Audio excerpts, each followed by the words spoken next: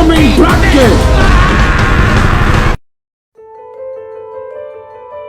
Dexter is a Showtime TV show that aired between 2006 to 2013, 8 seasons long, 12 episodes apiece, adding up to 96 episodes total. However, I will say I don't know when you guys are going to be watching this video, so let me just preface this. There is a 9th season, aka revival, that is coming out in the fall of 2021. So as of the filming of this video, that hasn't came out yet, so I do apologize about that, but figured I'd give you guys a little bit of preface. There's 3 reasons why I finally decided to watch this show, and I will get into that in a minute, but in case you guys need to know the premise or don't know the premise for some reason, let me explain what that is. It's about a blood-spatter analyst, Dexter Morgan, played by Michael C. Hall. He himself is doing that during the day, and then during the nighttime, he is a serial killer who targets murderers, and he follows a specific code given to him by his stepdad. This is a wonderful premise. There is a lot of stuff that they can do with it, and truth be told, the show definitely does. And I'll get into that in a minute, but I want to talk about the 3 reasons why I decided to finally watch this show. The first one being Michael C. Hall. So, late February of 2021, I finished 6 Feet Under, which Michael C. Hall plays. And I loved him in that show. I thought he was incredible. I liked him so much in that show that I decided to finally watch Dexter. The second reason is that I was obviously working with my friend Jeff, shout out to Jeff Freeze, on my film Little Pin Drive. And throughout filming, he would talk about Dexter and how much he loved it. And I would always say, I thought that it kind of dropped off, apparently, in quality after season 4. And then he explained to me that, no, it's not that it drops off necessarily. It's that season 4 is the high point, and that it's not really able to reach that high point again, but it doesn't mean season 5 to 8 are bad. He himself said season 5 was the only one that he didn't like. So going to that, I was kind of like, oh. And then also the third reason, obviously, is that there's a revival. So I was like, you know what? It gives me also another reason. So those are the 3 main reasons. And combined, it made me finally sit down and watch all 96 episodes. And I'm not going to lie. The first season, I started, again, like I mentioned, late February. I did not, and I'm being truthfully honest, I did not, 100% get on board with Dexter. I liked the premise, but I just felt like the first several episodes of the first season, it just had this whole meandering quality, like as if each episode didn't really matter. So the first 4 or 5 episodes, it took me I would say a couple months to even get through them. And it wasn't until the mid part of May, I would say, where I decided to just try to binge watch it. And I ended up binge watching the last 5 episodes, I believe, of season 1 in the span of a couple days. And then from onwards, it was a crazy span in which I binge watched the show, because I don't know what it was, or maybe it was just my mindset, but season 1, towards the mid part, that is when all of a sudden it had that urgency of Breaking Bad, where how every single episode matters and how every single time these characters are doing things, it matters. So the second season I binge watched in 6 days, third season 4 days, fourth season 3 days. That was insane. Season 5, 5 days. Season 6, 3 days. Season 7, 5 days. And then season 8, 3 days, believe it or not. So yeah, I binge watched it in the span of a little bit of time, condensed time, because again, after that midpoint of season 1, I really got on board. And I have to say, as I mentioned, I really dug the show. I especially loved the acting and the characters. The characters, I felt did things throughout the show that were frustrating, but it felt very in tune to what we as the audience members got to know them by. We as audience members understood the frustration as well as why they did the things they did, even if we as audience members can't help but shout out in frustration. I love the other characters. Obviously, I mentioned Dexter Morgan, and Michael C. Hall, again, is incredible. But I wanted to mention other characters that I thought were great. I wrote down some of the shout-outs that I wanted to give. Deborah Morgan, Jennifer Carpenter does a wonderful job as his sister. Great job. Well-deserved. John Lithgow as Arthur Mitchell. In season 4, he is outstanding. Holy cow. You definitely look at John Lithgow in a different light after watching season 4, where you get to see his character. Amazing job. Bravo, John Lithgow. Holy cow. I also really liked Ray Stevenson as Isaac in season 7. His character, his villain, I was not expecting the depth that was given to him by Ray Stevenson. Not only that, but I thought the writing itself was also, it was really good with there. I really liked that. I wish that we saw more of him. Not going to spoil anything, but Marvel kind of got involved because he had to also film, apparently, I think it was Thor: The Dark World. So that was a mistake in retrospect, but I understood. He had a contract to fulfill. And then I also really liked, obviously, Jamie Murray, Leela. She was amazing. I thought she was great in season 2. I was very impressed with what she had to offer. I also liked Charlotte Rampling, who played Dr. Evelyn Vogel in season 8. I know some people that don't like season 8, and I'll get into that towards the negatives, but I really liked her character. I thought her character felt very necessary, and it made a lot of sense. And again, maybe I'll talk about spoilers towards the end of this, or maybe I'll do a separate video talking about season 8, because I do think that it needs to be discussed. But I really liked her character. I thought her character did a lot in terms of adding to the character of Dexter Morgan himself. Because one thing I learned about writing is that you always want to have it where you have the lead character, but you have all the other characters in some way, shape, or form kind of lead towards the main character. They're all in some way, shape, or form kind of dealing with what the lead character is dealing with. And I thought that that was definitely the case with this show, which is good. I also really liked such actors as Eric King, who played Dokes. He was really good. I especially loved his one-liners that he would give every now and then. And then I also liked, let me write this down. Sorry, my writing. I also liked Keith Carradine as Frank Lundy. He was really good. And then Johnny Lee Miller played Jordan Chase. I actually really liked this character. I know some people that don't like season 5. And then Julie Bentz as Rita Bennett.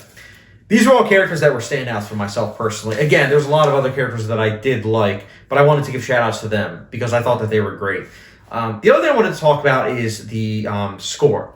The score throughout the show, obviously that main theme song is really juicy and really great, especially fitting for what's going on screen during that theme song, it's fire, man. But I want to talk about the score because there's a lot of motifs, a lot of themes that they use, like the blood theme. They use it a lot throughout the show, but I think it's very fitting. Like, there's not a lot of variation. It's like the composer pretty much had like 10 different themes and he uses it throughout the show.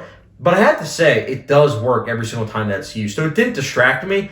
Like I said, I thought it was quite effective with what it was doing, especially the Trinity score. My goodness, that track, it's amazing. Really, really good. It's so great they decided to use it for the rest of the series, even though, obviously, when it's playing, you can't help but think about Trinity. It's that great.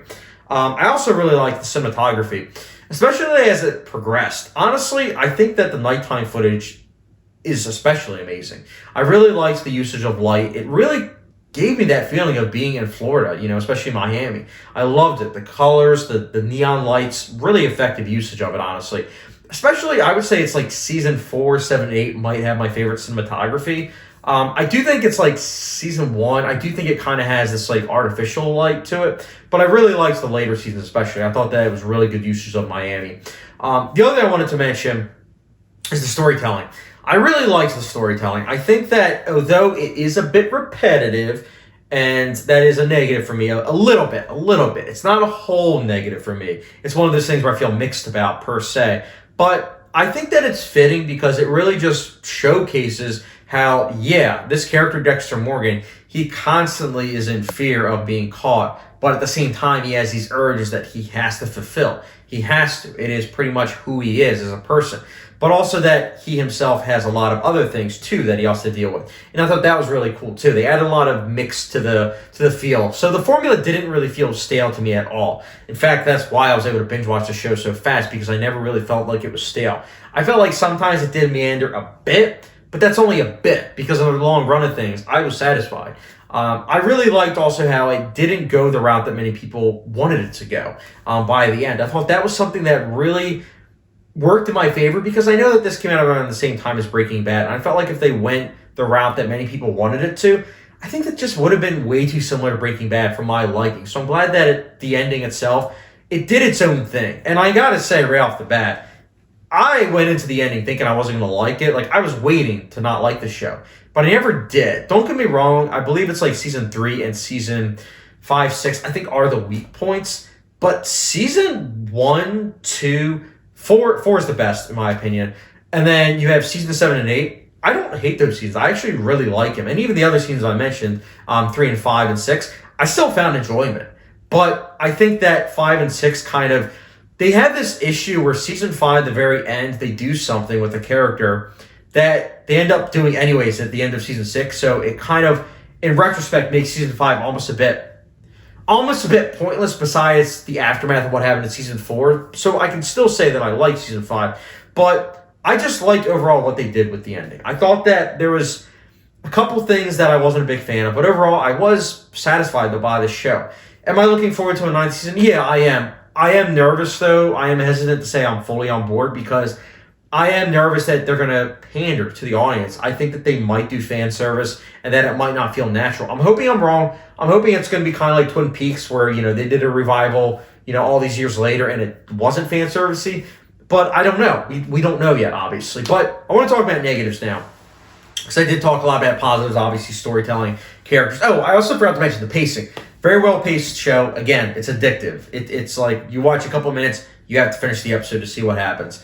But in terms of negatives, like I said, here and there, as I already mentioned, with season 5 and 6, that whole dilemma, there's that. But then there's also, throughout the show, I never once thought about CGI. I never once thought about visual effects. But in the finale, there's one certain scene where there is very, very clear usage of green screen.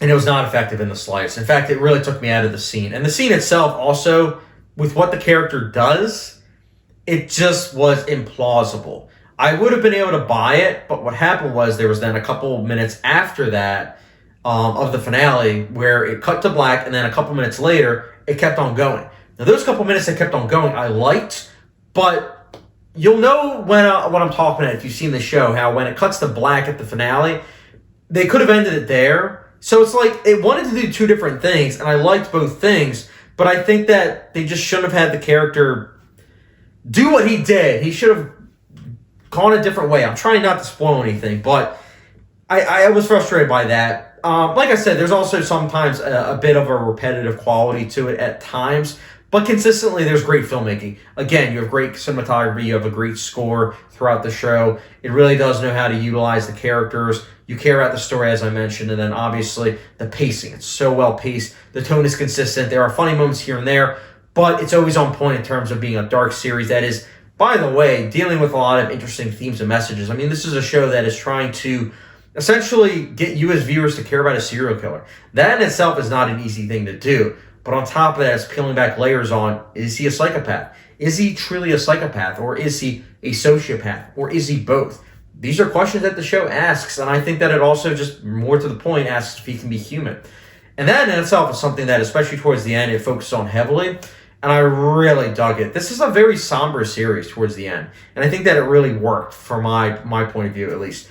Can I see why some people might not like Season 8? Yes, as I already mentioned, I see that. But again, as a whole, I personally really dug all 8 seasons of Dexter. I know I'm in the minority with that. But you know what? Here's a little bit of a tidbit for myself. I know that going into this, one of the reasons why it took me 3 things to watch this show is because I feel bad, honestly, in retrospect. Because it took me 3 things to watch this show. And I feel like this might be how some people go into Game of Thrones. Some people might not watch Game of Thrones because they hear, oh yeah, seasons 1 to 4 are great, and then, season 5 to 8 are unwatchable. And for myself as a Game of Thrones fan in terms of the show, I disagree with that. So take that for what you will. This is someone that liked season 8 of Game of Thrones. I know it's a dip in quality, but I still liked Game of Thrones as a whole. And the same can be said for Dexter. So keep that in mind. Take that for a grain of salt, or for me, I say it's my opinion. I'm entitled to it, but I'm definitely curious to hear everyone's thoughts on Dexter, as well as my comparison to Game of Thrones and Dexter. I don't care. I like both. But again, Dexter, I did the calculations and everything, and altogether, the show personally would get like an 8.1 out of 10, which for myself with my rating scale, I'll give it a 4 out of 5 star rating, which for those like a hot sauce rating, gets a good old Louisiana Pure Crystal hot sauce. Yeah, it's a good show. And I might be doing a ranking of the seasons of this show, of Dexter. And then I also might do a podcast episode with my friend Jeff. Not sure yet. I'm still waiting for him to get back to me about that. I know he's kind of up in the air about that, but I might want to do like a video in general about talking about like Dexter as a whole, spoilers. Obviously this is spoiler free for if you haven't seen it. But speaking of which, have you guys seen Dexter? Have you not? If you have seen it, I want to hear your guys' thoughts. Did you guys like it as a whole, or were, like many of you, disappointed by Season 8? Let me know your thoughts in the comment section below, as well as your thoughts on the finale. And as always, don't forget subscription, notification bell, and I'll get you guys later.